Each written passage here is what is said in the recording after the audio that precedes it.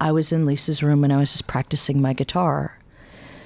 And Prince walked down the hotel, the hallway to get to his room, and he knocked on the door. Who's playing guitar in there?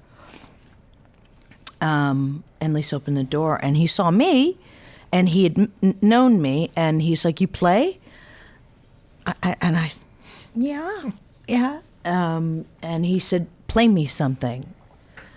And I said, "Wendy, don't freeze, don't freeze, don't freeze, don't freeze." I knew at that point I had a tendency to freeze. I'm the Warner Brothers frog, And instead of like, I just was like, no, I'm not, that's not my gift. Right. I just stretched this massive, beautiful chord and just played a progression for him. And he just sort of went, Yeah, sounds like him. And didn't speak. No. He just kept staring. And I was like, well, he looked at me though. Yeah, looked at Lisa. He looked at me like, Walks out of the room. And a few days later, I'm still with Lisa because we were a couple at the time. And the guitarist at the time, Des Dickerson, didn't go to sound check that day. And I was hanging out, fucking hanging with the band. And he said, "Do you know Controversy?"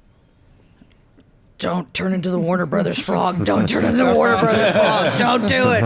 Whoa. "Yes, I do." Take my guitar, which was the Hohner, the infamous, beautiful Hohner.